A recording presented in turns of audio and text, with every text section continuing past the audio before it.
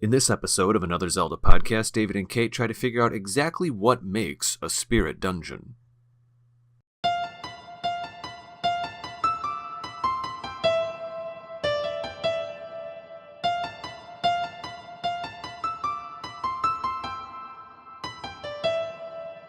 Hello and welcome to Another Zelda podcast. I'm David Geisler, your co-host for this episode, along with my co-host Kate Fischer. Kate Fischer, how are you? I'm good. Whoa, how are yes. you? I'm well. The transition has begun. It is becoming fall and so much more. Indeed. And it's getting spooky out, which maybe relates to our topic of this episode. Yes, it's true. This is just for the fun of it. We decided that because it's kind of the week of Halloween or so, we would do a spirit temple episode, spirit dungeon episode. Yes. It's so, dungeons are temples are dungeons. It's interchangeable. The reason I always keep saying this is because the very first spirit dungeon ever was literally called the Spirit Temple in Ocarina of Time. And so it's so difficult to actually refer to these things as spirit dungeons. It's like ingrained in my brain, Spirit Temple. I mean, I think you could call them either one and people would get the gist. Nope, absolutely not. Okay, never mind. Goodbye. See you next week. Great episode, everybody. Spirit dungeons, they don't exist. But if we're going to do one titled Spirit Temples, we're ready to go. But first, why don't we actually get to some listener feedback here? I have just some quick stuff over on YouTube, actually in response to our languages and logos episode. Anna Loves Crafts, clever little name there. Anna Loves Crafts put a comment on our YouTube page wherein she said, "This was fun to listen to, but you missed the Gerudo language. In Breath of the Wild, it can be translated straight into English. It's found in Ocarina of Time, but I couldn't really translate it." Now, I guess we did kind of focus more on the Hylian languages, but do you know about that? Well, I mean, so I'm not sure. Maybe there's some written, like some font-wise Gerudo language that I'm not remembering. Maybe it's on their buildings or signs or what have you. Like in Ocarina? Yeah. Okay. I don't know if I remember seeing it. It's probably there. That's what she's referring to. But I do remember them saying like their little words. There'd be like a little voice acting saying "Savak" for a good day. Yeah. And then I think it would also say that in the speech bubble too. It would have that written out. That's cool. And then I know sometimes I remember they'd say like, "That means good day," or "That means good evening." So there are like certain words and phrases. It's usually a greeting or a term for some man, woman, grandmother, etc. But yeah, I guess that's I did cool. skip over that thing. But that's a good point. Anna Loves Crafts, you commented to us on YouTube, but if you are inclined to use Twitter, you can find us at Another Zelda Pod, and you should tweet us some like screen grabs or something, even just photos with your phone. I'd love to learn more about this. Yeah, cool. That's really neat. Let's see. Over on Discord, Chris OTW was speaking in the Breath of the Wild thread that we have running, and someone, it might have been Mike Westfall, I can't quite remember, was commenting about sometimes all the crazy, silly ways that you can accidentally die in Breath of the Wild. And to that, Chris OTW said, there were so many deaths in the beginning of my first playthrough. My wife used to never watch. Oh, there were so many deaths in the beginning of my first playthrough that my wife never used to watch until I one time opened the Sheikah Slate and let the Hero's Path play through. Now, the Hero's Path is that feature in the DLC that allows you to push X and you can see everywhere you've gone. Yes. In the past 200 hours, which means literally even for my game, I'm just over 100 hours. Everywhere I've gone ever in the last 2 years of my real world life is shown by a green line on this map. It's really cool. It reminds me of the lines that are talked about, that are described in the original Jurassic Park novel, where they were like, let's turn this on, and here's all the path. Here's the line where the T-Rex has been walking, and they see this on the map.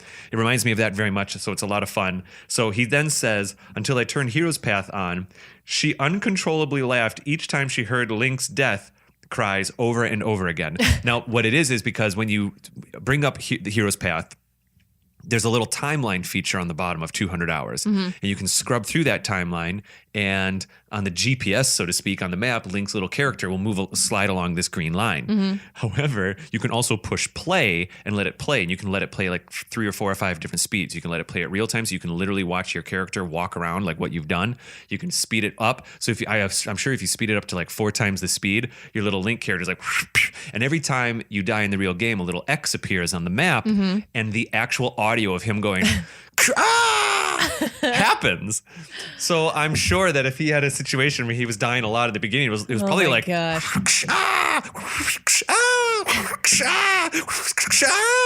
like, I'm sure that was funny. We're all laughing here in the studio right now as I do this. That would have been me falling off all of the cliffs all the time. When you download this DLC, eventually that hero's path will still be available for you because we're technically recording the whole time.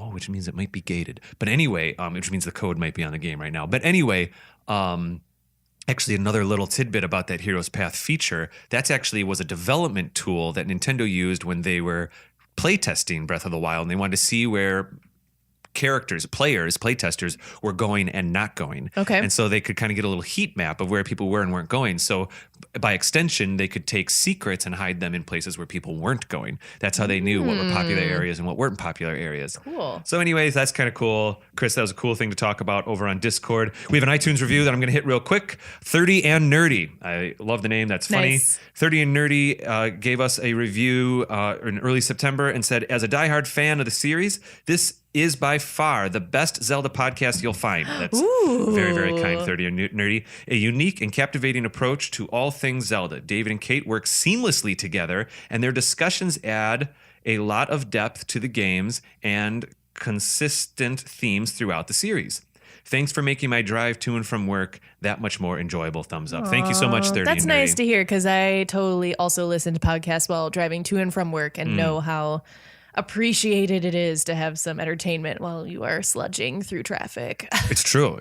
Drivers mostly listen to podcasts, I think. And then lastly, over on Patreon, Celeste Roberts left us, another languages and logos. Maybe I should have done this one a little bit earlier, but anyway, here we are. She was talking about, in languages and logos, I mentioned quickly that in coming seasons, we'll do review episodes of more shows, but we also might do pseudo review episodes of what I'm calling Zelda likes. Oh, yeah. You know? Yeah. Star Fox Adventures, Beyond Good and Evil, they're the first two I think of, but there's plenty of others. Mm-hmm. And she actually mentioned, she said, oh my goodness, Beyond Good and Evil is so good. And I actually do think Beyond Good and Evil, especially for its time, was very good. When we do play it, we'll probably have some thoughts, but when it first came out, it was almost better than Zelda in some ways. Wow. And it's not better than Zelda in other ways. I can't wait to have that conversation with you probably a year from now, but we'll see. Oh my goodness, Beyond Good and Evil is so good. I cannot wait to hear about the connections between the game and Zelda. The first time I played BG&E was when I was in university and taking a creative writing prose class. I needed to write a short story as a major assignment, and I had writer's block. I played this game and had so many ideas for a dystopian novel, and my professor allowed me to write a few chapters and provide a synopsis of the rest of the plot.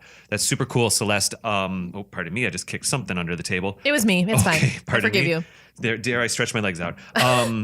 Synopsis for the rest of the plot. So, Celeste, that's great. But Beyond Good and Evil has a phenomenal story. It has phenomenal world building. It even kind of had better world building than Wind Waker did in some ways. They came out around the same time. So that'll be a fun one for us to take a look at. Oh, it got a lot of good reviews. I'm surprised I haven't played it. And it was on GameCube. Came out on GameCube first. I think later it came out on PlayStation. It did. Or maybe it came out on all three right away. But I played the GameCube version. It was wonderful. Oh. And there will be a day where we review that and talk to it. Cool. Kate. Yes. Spirit Temples. Yes. Now, I had kind of a hard time picking out, as I was putting my notes together here, there was some that were obvious. Ocarina of Time has a Spirit Temple, almost the inspiration for the OG one. The OG Spirit Temple. I have a few here. Spirit Tracks has the Tower of Spirits. So these are dungeons that have the actual word spirit in them. I figured Spirit Tracks would probably have something applicable. About spirits? Yeah. It's crazy. Oracle of Ages has the Spirit's Grave, which we'll be talking about in a little bit. Okay. And then I found a few others that were kind of Spirit Cave either adjacent or I felt that they thematically fit. Okay. So I'd ask you, what are some others that you found? I want to see if we have any that are similar. All right. So obviously start with Ocarina of Time, as you said. I also went to the Arbiter's grounds in Twilight Princess. I have There's that. a lot of ghoulies and ghosts in there, so I felt like that was appropriate. Skyward Sword had maybe a couple halvesy spirit, so like the ancient cistern. I included the cistern, maybe, and then possibly the sand ship. So I had the sand ship as a close second, but I actually went with ancient cistern in that game because I felt like it was the most similar to the desert theme, broken down, temple-esque kind of feel. Yes. You know, along the lines of the Spirit Temple in Ocarina of Time. Yeah. Now, I don't know if this is a stretch, but maybe Dark Hyrule Castle from Minish Cap is sort of. I had that in there too, and I made a choice before coming to this episode, and I'd like to speak to that. Unless you have a few more you want to talk about. Maybe the ghost ship in Wind Waker. Sort. It's not really a temple. I but almost had that. Maybe the Tower of the Gods, but probably not. I almost put Tower of Gods as well. Sunken Hyrule Castle. Okay, excellent. Maybe. Let's do this. So yes, you're absolutely right. I was also considering many of these. I was kind of thinking, well, what is this? What really makes a spirit temple? Right. We know how the spirit temple works and feels in Ocarina of Time, and if we're queuing off of that, which is by all accounts the first time a spirit temple appeared. Oh, pardon me. First time a spirit temple appeared. It was very old, kind of sand brick kind of feelings. It was temple feeling, of course. The spirits weren't necessarily literally represented. So like there was a few temples or dungeons that I found that had zombie goblins in it or zombie moblins. And I was like, okay, what is the difference between a spirit temple and like a death-based temple, basically? Yeah, would those maybe also be applicable to shadow temples? Maybe? I agree. I think the shadow temples get closer to that. So for me, I chose these 6. I chose Ocarina Spirit Temple, Spirit Tracks, Tower of Spirits, Oracle of Ages, Spirit's Grave, and then I went with the Phantom Hourglass, Temple of the Ocean King, because there's many spirits and things going through that. That might be my biggest stretch. Twilight Princess, Arbiter Grounds, I feel, and I think you might agree, is definitely pretty dang close to a spirit temple. It has the same feel and look. I mean, there are actual like skeletons running around in there, but that is fine. And then Skyward Sword, the Ancient Cistern. So I have those 6. Are there any that you'd like to add? Otherwise, we start talking about them. Okay, so the reason. All right, so here is my definition of a spirit temple. So I thought that there were themes of a mirror shield is usually present, and that's the reason why I did the Dark Hyrule Castles, because you can get the mirror shield after it, weirdly enough, which I didn't, but I read about it.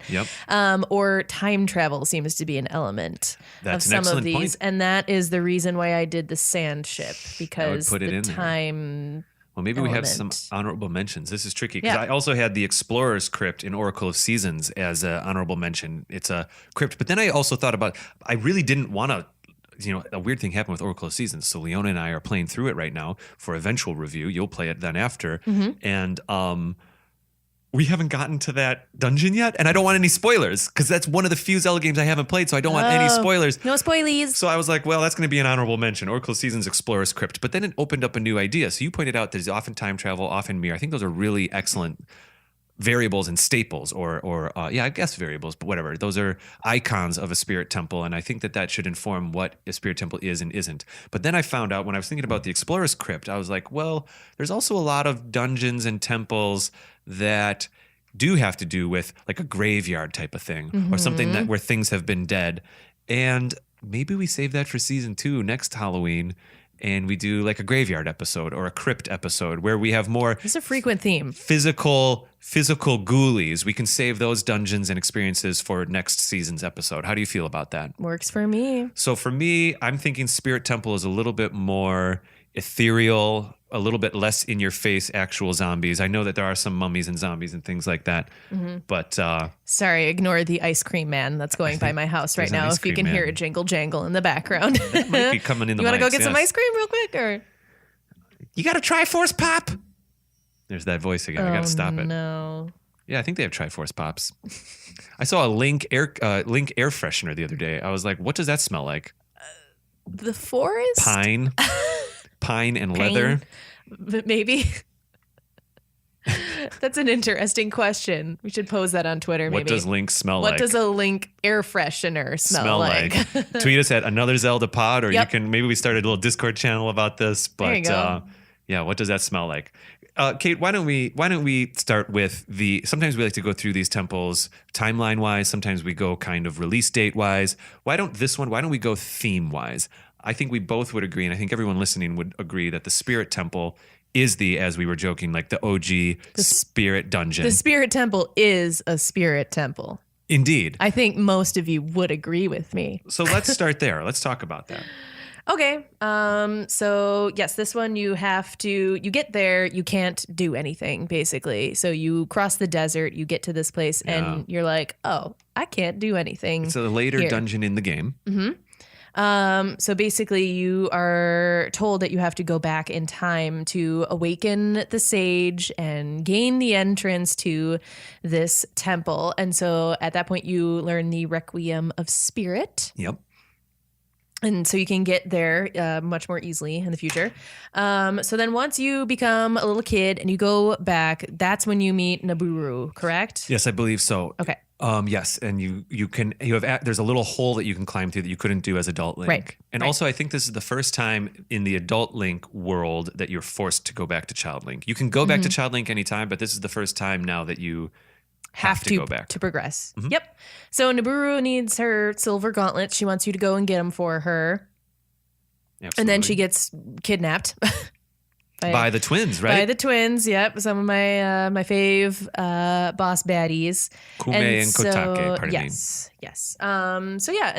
So that's where the mirror shield comes into play here, which I always like the mirror shield. Like I always find it brings a cool element of reflection. Yeah, it's never literal reflection. It's never the exact angle. It's kind of more like if light hits, this thing shoots it out. Right. But I won't nitpick on that as far as the programming of the game is concerned. The physics aren't exactly. But they are cool. correct. I remember seeing that kind of glossy look even on a Nintendo 64, how it would kind of shine and shimmer and have the different radiant, the metallic look. Yeah. Which apparently was something Nintendo 64 was really good at rendering, by the way, which was also exhibited in things like Blast Core and stuff like that. But anyway, yeah, the mirror shield was cool. Also, Kume and Kotake, Leona and I are collecting things for our Patreon rewards right now.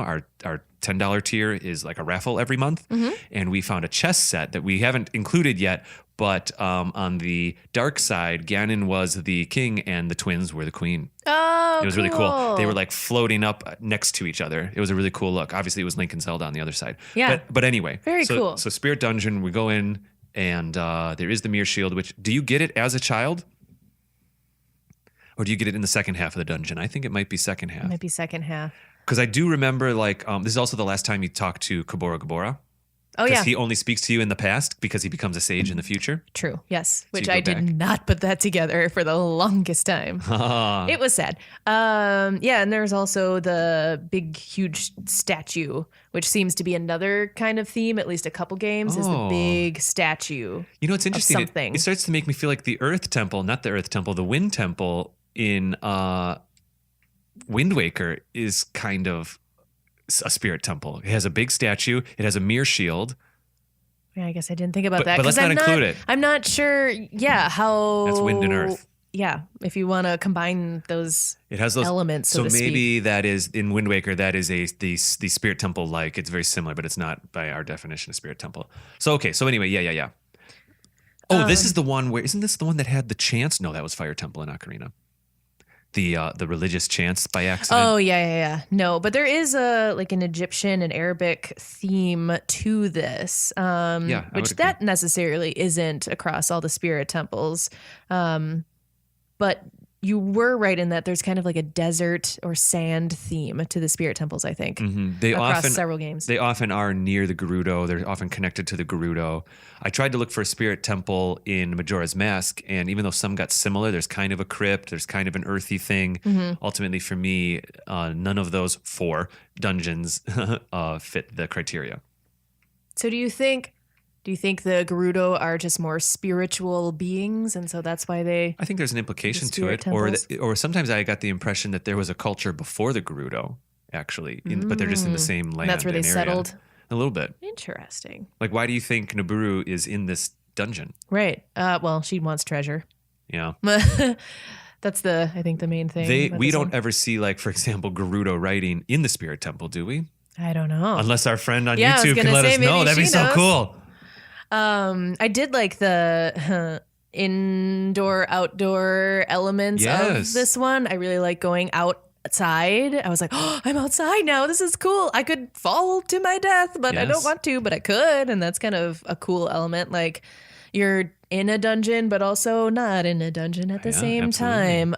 So that's cool. You're kind of... A Link to the Past explored that idea a little bit in some of their dungeons where you'd go outside just a little bit. But this is cool to have it be realized in 3D. Yes. So and I think you're walking on like the hands of the statue, I think. Yes, I think at that so. point. So man. That's That's cool. right. I'm remembering all that now. Yeah, you're out in front. Yeah, you get vertigo, all of that. Oh yeah. I remember being on there and just kind of looking all around, and I don't know. That was a cool cool. moment. Anything else? Good on stuff. The well, Ocarina? I do remember. Okay, so it was the first dungeon to require time travel to experience it in two different states and forms. Essentially, you do one half as a kid, you go become an adult again, and you do the other half as an adult. So it's interesting. You have like arrow things you need to hit that don't really. Well, I think eventually you get the iron knuckles. Is that what it is? The gauntlet. The silver gauntlets. Silver gauntlets, which lets you pick up bigger rocks, which lets you go to the adult side. Do you acquire them as a kid, but then you can only wear them as an adult or something weird like that? Yeah. That's what it is. Yep.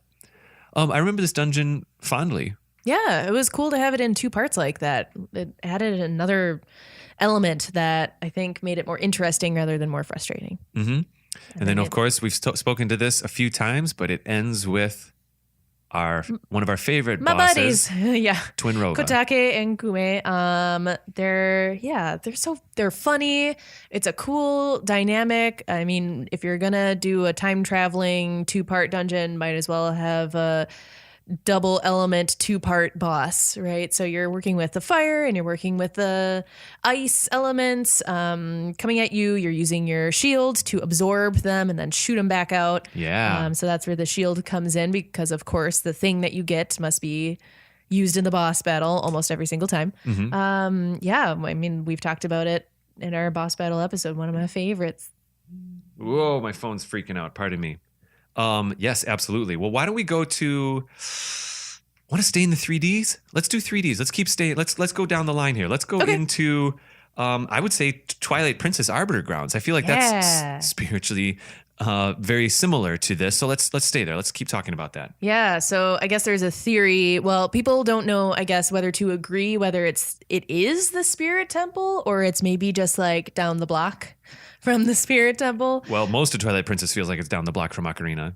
Right. I mean, I'm saying that as a joke, but like, yes, I feel this is the Spirit Temple. Because it's not in the exact same spot, but there is a goddess of the sand in both of them. You know, you have your large statue. You have to cross a desert. You have to cross a desert. The Arbiter's ground is the home of the Mirror of Twilight. There you go. Like a mirror theme right there. Similar to a mirror shield, maybe, sort of.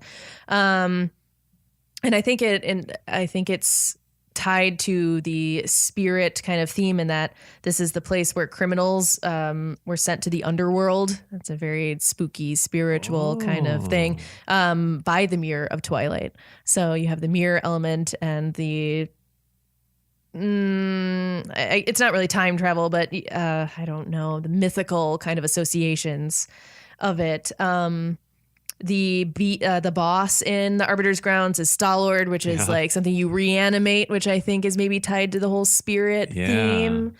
Yeah, a lot of reanimated skeletons in this one, I will admit. Yeah, we were gonna, like we mentioned before, you have the actual pose and ghosts that are running around, and to me that is just another way of using the word spirit. That's how I was kind of thinking about it. I like it. I'm fine with that. Yeah. You have the Death Sword as the mini boss, so that's kind of like a reanimated or like a possessed Dang, you're right. sword. So I think it ties into the Spirit Temple theme a lot. Yeah. The end. Yeah, right. Whereas the one in Ocarina almost feels like it's lifted out of Indiana Jones with those statues. Yeah. This one feels like it's lifted out of Gladiator with the Colosseum, but it's a cool thing. Yeah. I also enjoy that as you approach it, there's this entire ragtag group of moblins and bokoblins that have just set up shop. Yeah. Oh, you also have that strange puzzle where you get on the big pigs and you charge with the big pigs. Yeah, and you're riding around and knocking down the fences and whatnot. Yeah, you can be a big pig too. Ooh-ah. I like this level. It was always kind of creepy, but in a cool kind of way. I remember some sinking sand in this one. A lot of cool texture events. There's a lot of bugs, which is kind of goes back to the Indiana Jones, as the bugs or rats or I think they're bugs. They are bugs that cover the wolf form that you have to kind of spin and get rid of. Yep. Yeah, the GameCube was strong enough to process that stuff. So they were really getting excited. They were doing it's a little bit of is like mesh hive animation where you do a path and then you give all these things little AI instructions to follow that path, and they do a little bit of the Pikmin thing actually, where it's like they each have their rudimentary AI and you say go from here to there and they just kind of figure it out. That's how they were able to do those bugs. Gotcha. And those bugs were only just a couple polygons. They weren't actually that complicated, so that you could get many of them. That's a cool element. Metroid Prime did that stuff too. It was really so the GameCube was really good at that kind of stuff. Nice.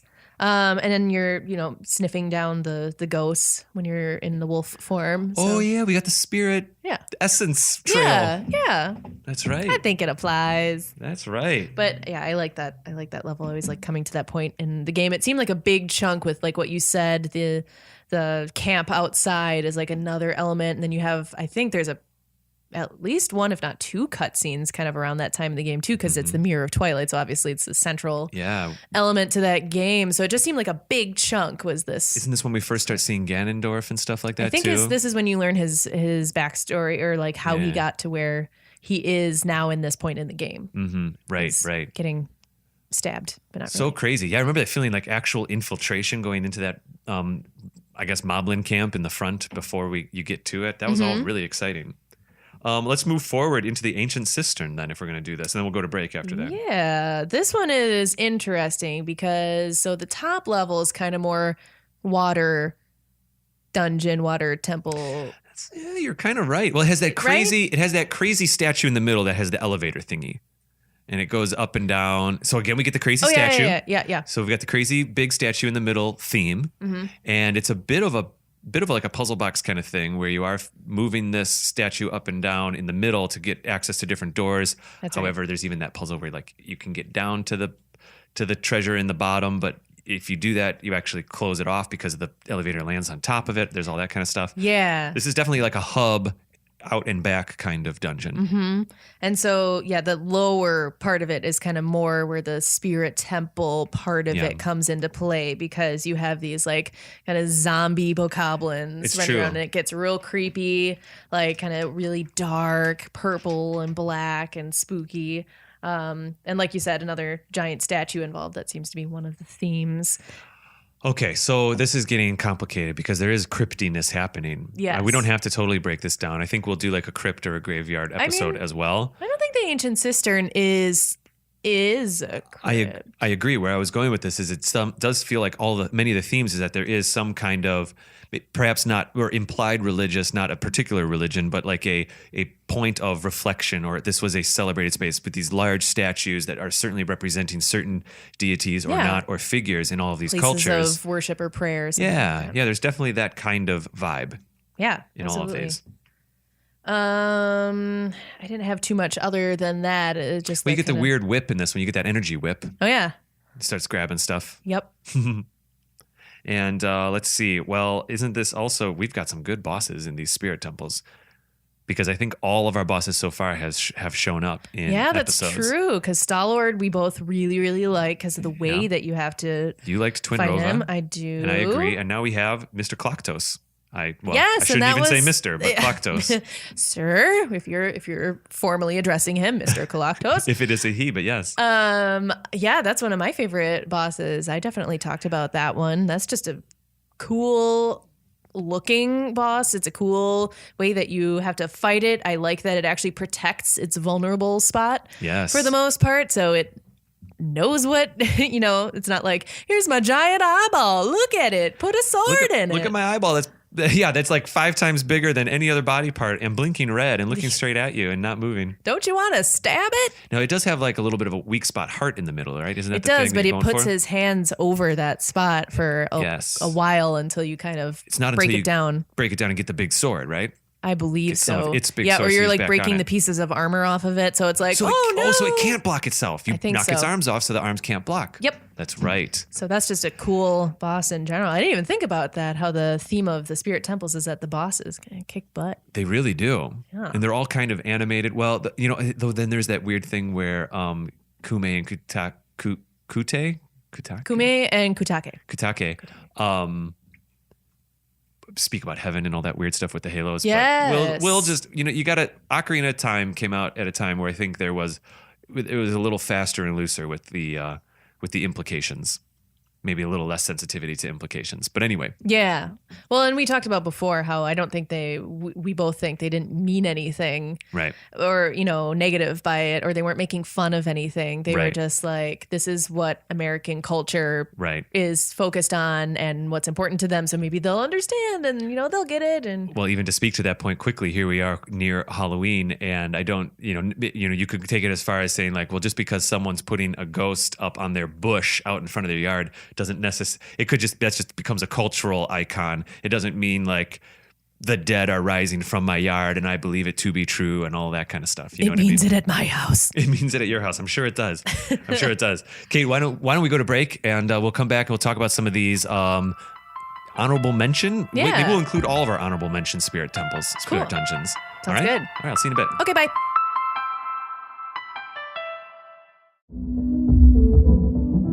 Hey everyone, David Geisler here, and I am very excited to share that we have just launched our Patreon page for Another Zelda podcast. Patreon is a great way for creators to grow their content, and we're really looking forward to using this space as a way to say thank you to our listeners. We'd love to have your support, and we've put together some rewards that we're pretty excited about. Things like additional uncut bonus content, custom wallpapers, and of course, early access to all of our episodes. So if you like, after the show, head on over to our page at patreon.com/AnotherZeldaPodcast. You can also find a link to the page in our show notes. Thank you very much.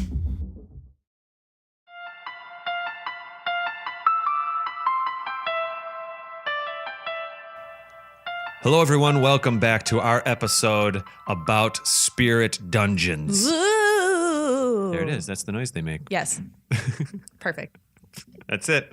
Let's see. We're going to do, I think the three that we just spoke about are the classic spirit dungeons. I think there's a few that fundamentally also fit, and I think we're going to talk about those. We decided on break that instead of omitting some of these things, let's just do a big honorable mention list here. Yeah. Maybe we don't have to totally dissect every single one, but let's go down and talk about some of these. And by extension, then, I invite our listeners to tweet us or leave comments on Facebook or YouTube if there's anything, if we talk about it, like we're going to talk about the Temple of the Ocean King first here from Phantom Hourglass. Mm-hmm. If you think that there's some stuff we didn't talk about, feel free to tweet us about it.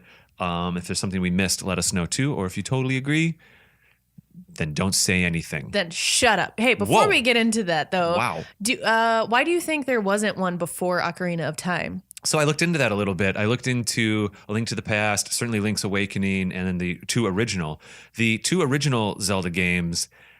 They didn't have names. They were kind of just numbered. We maybe could take a look at the Legend of Zelda and extrapolate or suss out one that could possibly be. There is one dungeon that's near a graveyard. You go into it near a graveyard, but I was going to maybe save that for next year's episode. Mm-hmm.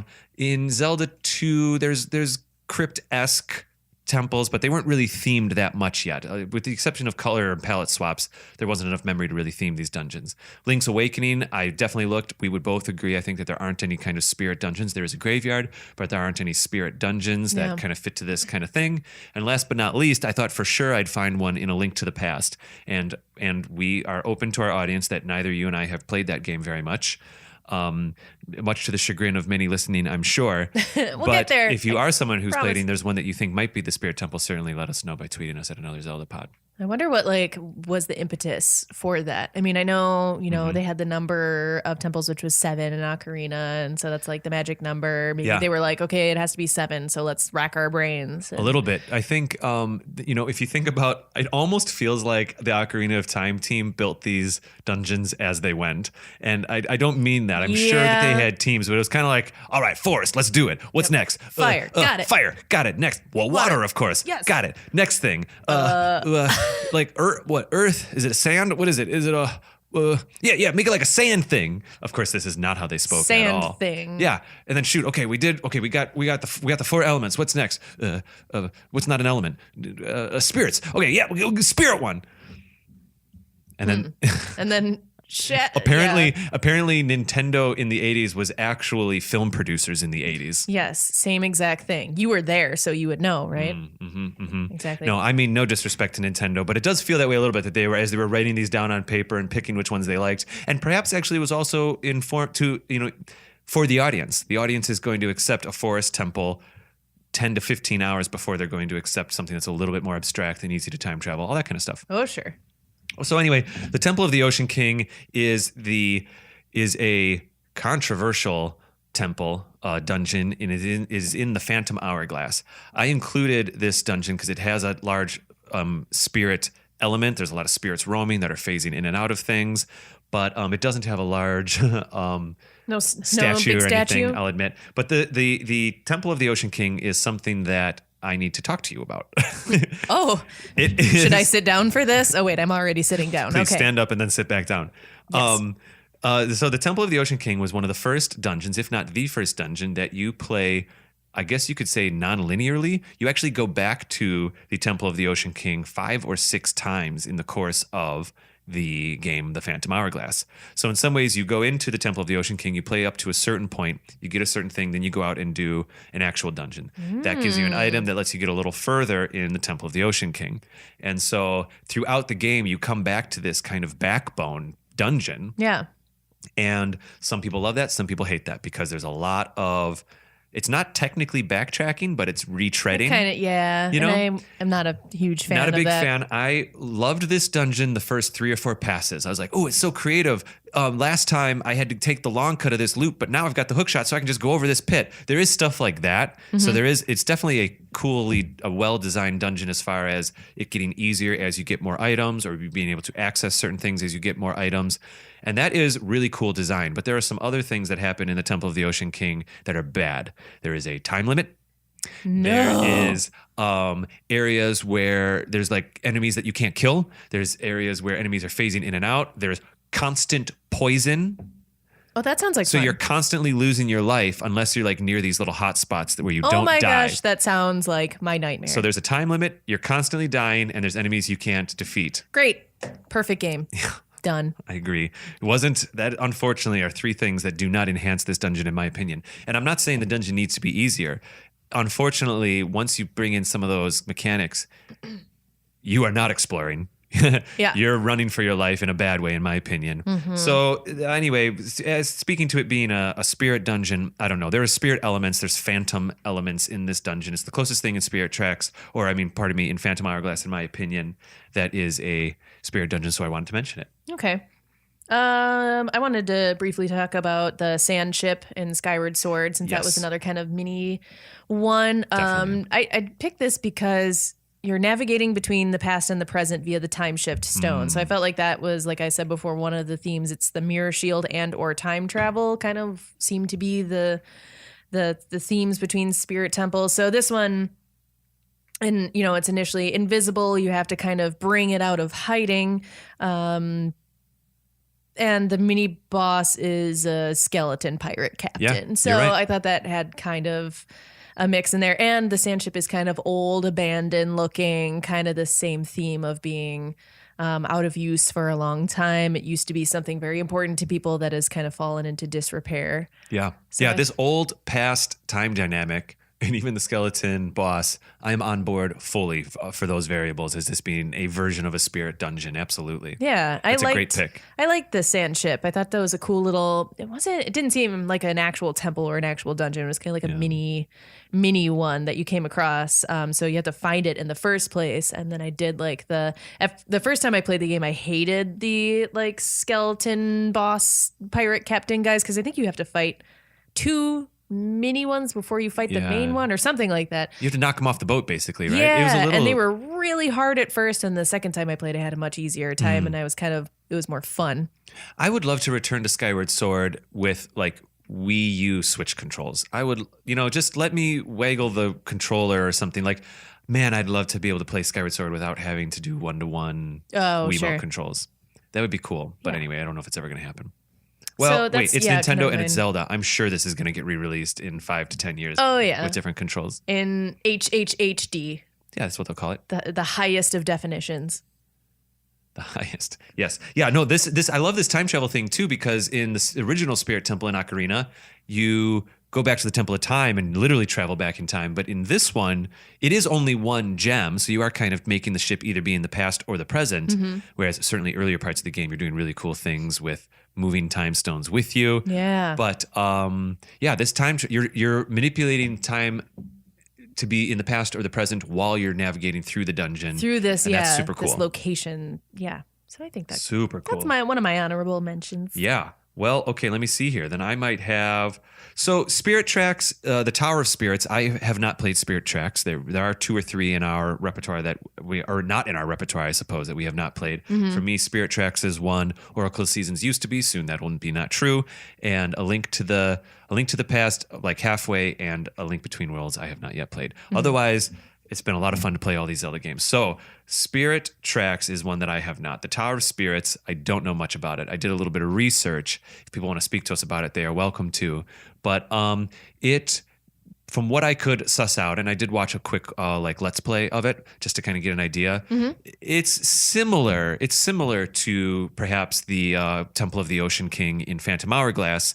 There are these large Darknauts walking around that are hard to kill. The one thing that's kind of cool about this temple is it has a lot of areas where it's literally there's a light mechanic where it's lights are on or off, or there's torches and you can see things or you can't, and that's always kind of fun for me. There's definitely some of the other tropes. There's parts that poison you, parts that don't.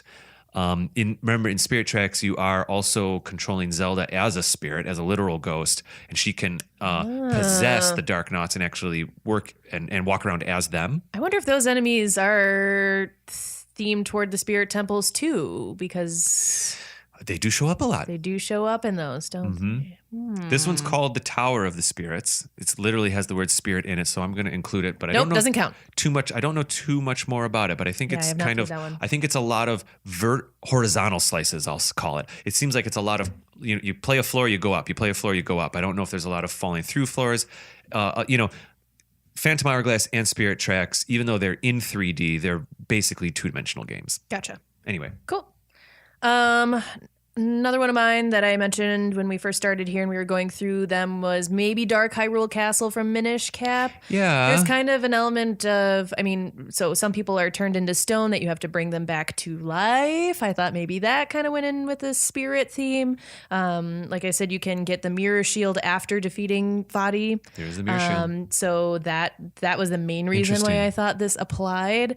And then it's just kind of a dark and spooky theme to it. Again, like the purples and grays, that kind of seems to me like maybe that ties more into shadow. So maybe that is less spirit, more shadow. But I think those two overlap. I agree. And sometimes these mechanics overlap. And one thing we're learning in this episode is that I think there's like 3 definitive ones, certainly the ones we talked about in the beginning of this episode. And there's a lot of these that will take mechanics that we've decided are part of what makes a spirit temple based on our assessment of the Ocarina of Time spirit temple. And it does get a little gray. When is it, do you need the big statue and it's kind of this pseudo-religious environment? Or when is it a crypt? When is it, we're now in Dark Hyrule Castle, and is it just because there's zombie whatevers or things are getting reintroduced? Is it just because there's a mirror shield? And there are Darknauts in that one too. A lot of Darknauts, I know. We're actually evolving into a situation where we're now saying like, oh, it's the Darknauts that make a spirit temple. Maybe. So who knows? These are all, I think we have to include these as honorable mentions. I think so. For me, last but not least, I have the Spirit's Grave, which, it says spirit, but it's literally a grave. Oh my goodness. It's both. Well, it is the first dungeon in Oracle of Ages. It's a lot of fun. It's a warm-up dungeon. Nothing too crazy. Let's see here. A bunch of Stalfos in there, but they're the Stalfos that we're familiar with from Link's Awakening, the kind that jump up and try to land on you, jump up and try to land on you. I hate those. Otherwise, there's ghosts and keys and all that. There isn't too much more about this temple that sticks out for me. You do claim the eternal spirit when you're done. This is thematically appropriate. The final boss is called Pumpkin Head. I'm going to do a quick Google on this character. Oh my goodness. Literal pumpkin head. Look at this graphic. I'm sorry, listeners. Oh, that is I almost forgot. It's been a while since I played Oracle of Ages. That you could put in your front yard at Halloween. It's Halloween appropriate for this episode. Pumpkin head, it's the spirits.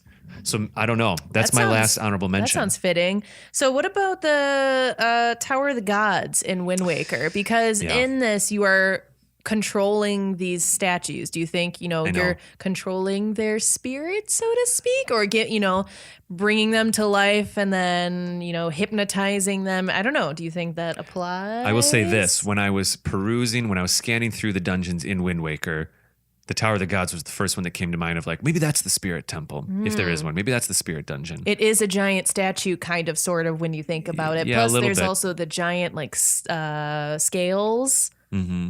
Or scale, rather. I think it's a bit of a stretch. I don't think there's a specific Zelda dungeon, spirit dungeon in. We have like some kids screaming outside. Sorry. Right now.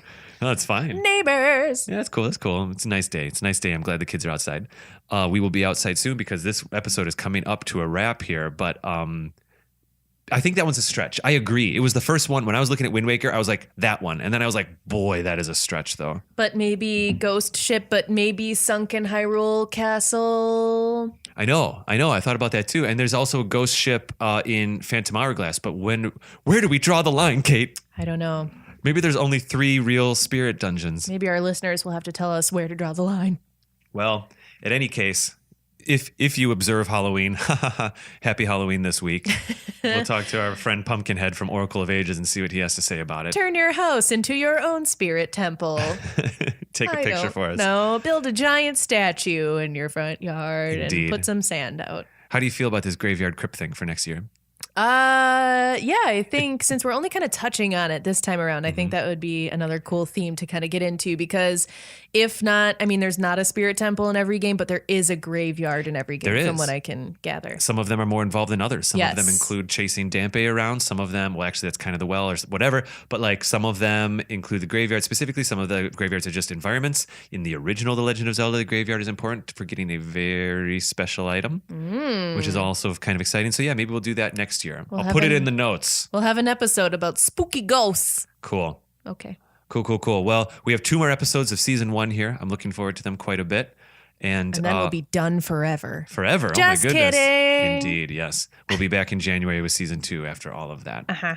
Okay, well, let's see, Kate, if people... Oh, wait, I'm not taking anything else from you, right? Is there anything else you wanted to say? That's really all I had is just those few from Wind Waker that I was like, I don't know if these count or not. We decided to choose... We actually picked Spirit Dungeons because I felt like I didn't want to do Water Dungeons next. I want to mix it up a little bit. We went Forest to Fire because that is like baked into Zelda logic.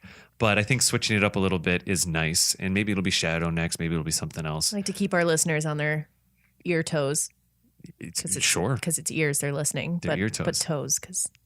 All right. See you next time. Wow. Okay. Bye. Except I'm joking because I'm going to be doing the social outro here. Kate, people can find you on Instagram. Yes, they can. Yes, by searching. I only take cat pics. Marvelous over there on Instagram. I am Raptor Paint on Twitter and Instagram. But if you'd like to contact the show, which is frankly I wouldn't say preferable, but I definitely it's nice to kind of have everything aggregated through the show accounts, I will confess. Yeah.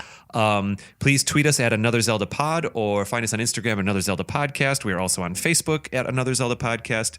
And we have a Discord group going, as I've spoken about for a month and a half now. It's a lot of fun, a lot of activity going on over there. And you can find links to that in our show notes or find a link to it on our website over at 65.media/Another Zelda Podcast. Am I forgetting everything? iTunes. Find us on iTunes and Google Play. That's a lot of fun. Google has had a new podcast app that's been out now for about a month or so. Really? I think it's working well for people. It's working well for us. It gives us a lot of analytics, which is really nice. Cool. Which is very, very kind of Google to do. So you can find us wherever podcasts are sold. Wherever podcasts are sold. They're free. Indeed. The joke is they're free. I like it. You can go to our Patreon page if you're excited to get some of our bonus content. We just had an episode come out about, it was an extended interview that I had with one of our guests from episode 17. Yeah. I have no idea what our next bonus episode is going to be, but it's going to be you and I talking about something. I'm very excited and looking forward to that. We also have a lot of cool tiers over there on Patreon where we're sending people postcards and digital wallpapers. And literally we have a monthly raffle going, which I spoke to quickly in this episode. Mm-hmm. That's over at patreon.com/Another Zelda Podcast. Kate, I think that's everything. Find us on iTunes, rate, review if you like. Until next time. Okay, bye. Ooh.